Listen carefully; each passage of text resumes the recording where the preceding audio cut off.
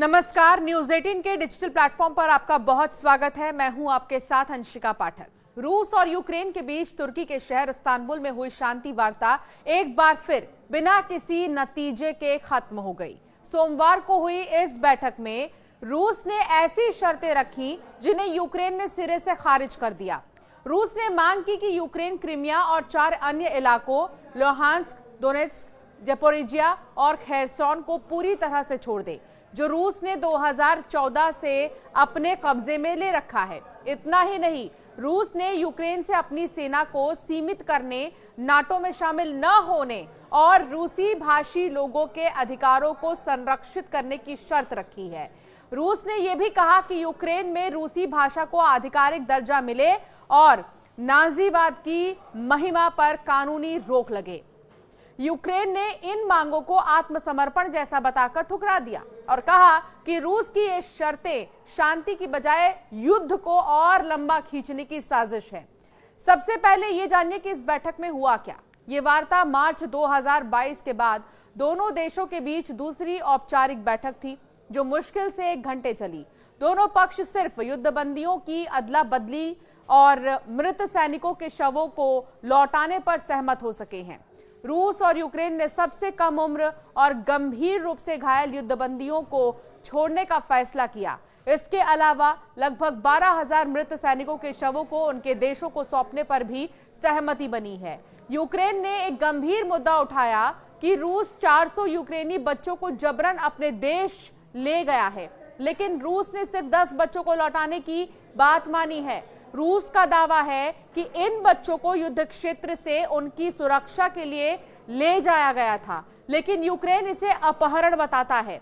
अब ये भी जानिए कि रूस की वो 2 शर्तें जिसे यूक्रेन नहीं माना। यूक्रेन ने अपनी शांति योजना पेश की है, जिसमें रूस के कब्जे वाले इलाके को अंतर्राष्ट्रीय मान्यता न देने, यूक्रेन की सेना पर कोई पाबंदी न लगाने और रूस से युद्ध के नुकसान की भरपाई की मांग शामिल है।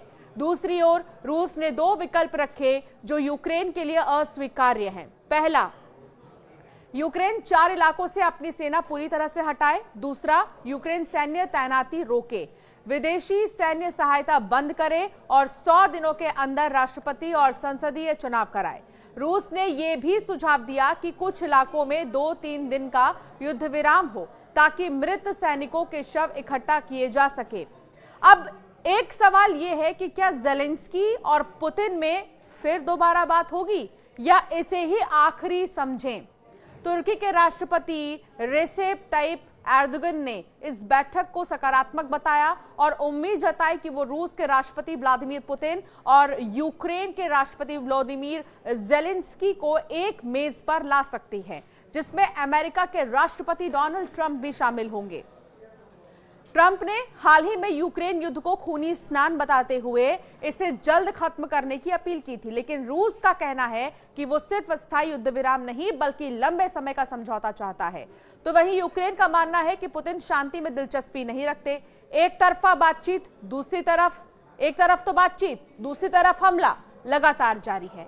हाल ही में रविवार को यूक्रेन ने रूस के हवाई ठिकानों को निशाना बनाया, जिसमें 41 रूसी बम बरसाने वाले विमान तबाह हो गए। ये यूक्रेन का अब तक का सबसे तगड़ा हमला था। यूक्रेन के इस हमले से रूस को हुए नुकसान के बाद रूसी सैन्य ब्लॉगर और रणनीतिकारों ने यूक्रेन को करारा जवाब देने की मांग की है। तो एक तरफ कोशिश ये हो रही है कि सीजफायर पर बातचीत हो जाए, ये युद्ध रुक जाए जो लंबे समय से चला आ रहा है, तो दूसरी तरफ हमले नहीं रुक रहे हैं। यूक्रेन की तरफ से हाल ही में जो हमला किया गया है वो रशिया के लिए बहुत ही ज्यादा खतरनाक और तगड़ा माना जा रहा है। लेकिन अब सवाल यह है कि इस हमले का जवाब अब रूस कैसे देता है, क्योंकि रूस ने कुछ शर्तें जरूर रखी इस बातचीत में, लेकिन यूक्रेन के लिए मानना इतना आसान नहीं था उन शर्तों को, इसलिए अभी ये बातचीत नहीं हो पाई है। लेकिन खबरें ये भी आ रही हैं कि शायद इस महीने के आखिर में दोनों ही एक मेज पर फिर से आए और यहाँ पर क्या पता राष्ट्रपति डोनाल्ड ट्रंप भी हों।